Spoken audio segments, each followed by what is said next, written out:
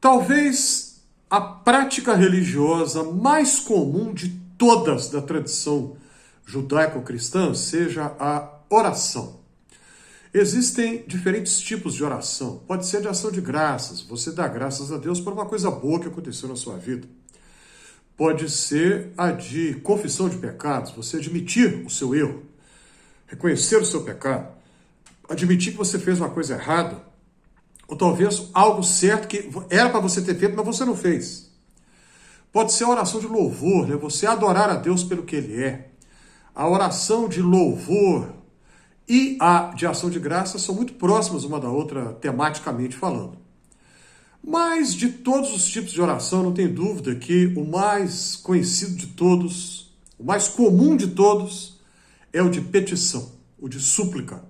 Você pedir algo a Deus que você está precisando.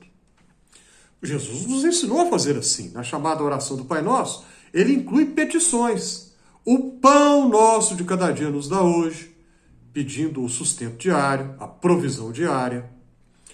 Livra-nos do mal, pedindo a proteção divina em relação a toda e qualquer forma de mal. Muito bem. Mas nós todos sabemos também que nem toda oração vai ser respondida de maneira afirmativa. Nem sempre Deus diz sim para nós. E agora, como é que fica? Quando a gente pede, mas não recebe. Paulo, apóstolo, falou sobre isso na segunda carta que ele mandou aos Coríntios. A cidade de Corinto, na Grécia, tinha uma comunidade cristã e Paulo manda correspondências, cartas para eles.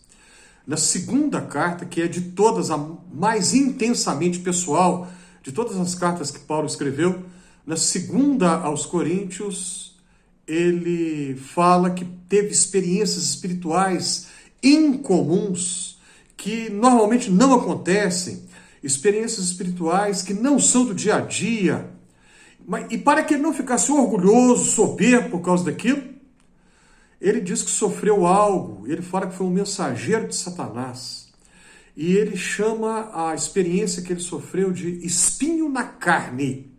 O que foi isso? Que negócio é esse de espinho na carne? Não sabemos, ninguém sabe. Os estudiosos apresentam há muito tempo hipóteses, tentando explicar o que é, mas são todos achismos. Porque Paulo não queria que ninguém soubesse o que era algo que o deixava constrangido. E por isso que ele só usou essa expressão com uma espécie de um eufemismo, espinho na carne. E ele diz que 3 vezes pediu a Deus que tirasse aquilo da vida dele. E 3 vezes Deus disse não. Mas o texto prossegue e Paulo diz que o Senhor mesmo disse para ele: a minha graça te basta. A minha graça te basta. Eu não vou tirar isso da sua vida, mas eu vou te dar condição de suportar.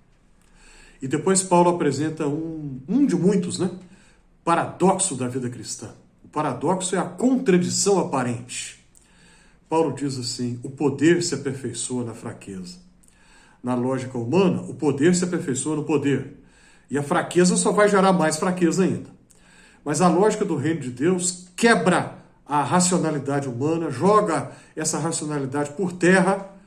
Na lógica do reino de Deus, o poder se aperfeiçoa na fraqueza. E Paulo continua o seu argumento apresentando este paradoxo, dizendo que é se gloriar, olha só, gloriar quer dizer se alegrar nas fraquezas e limitações dele, para que assim o poder de Cristo repousasse sobre ele. Só quem anda com Jesus é que pode dizer isso que Paulo falou. O poder se aperfeiçoa na fraqueza. Quando nós pedimos algo a Deus e não recebemos o que pedimos, quando a resposta de Deus para nós é um não, aí nós somos desafiados a continuar andando com Ele, continuar confiando que Ele vai nos dar a graça dEle, que nos capacita a viver aquela situação difícil, dolorosa. A graça de Deus nos fortalece para que nós possamos continuar na fé, confiando no Senhor. Pense nisso. Se você gostou desse conteúdo, clique aí na mãozinha do joinha, faça a sua inscrição.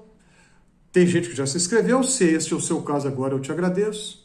Coloque nos comentários as suas impressões, ajude a compartilhar. Por tudo isso eu te agradeço.